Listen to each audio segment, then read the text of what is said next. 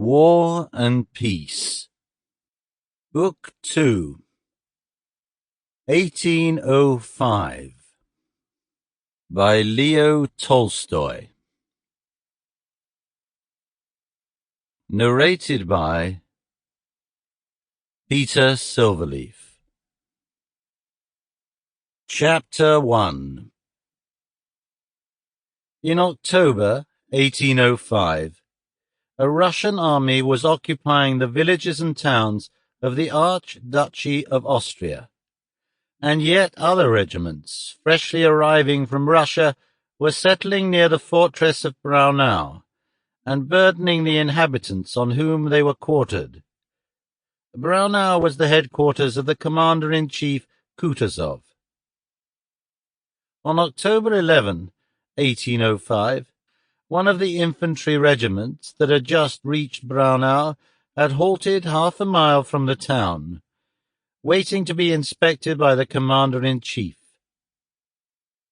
Despite the un-Russian appearance of the locality and surroundings, fruit gardens, stone fences, tiled roofs, and hills in the distance, and despite the fact that the inhabitants, who gazed with curiosity at the soldiers, were not Russians, the regiment had just the appearance of any Russian regiment preparing for an inspection anywhere in the heart of Russia.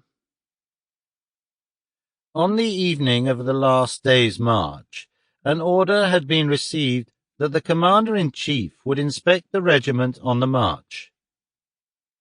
Though the words of the order were not clear to the regimental commander, and the question arose whether the troops were to be in marching order or not, it was decided at a consultation between the battalion commanders to present the regiment in parade order, on the principle that it is always better to bow too low than not to bow low enough.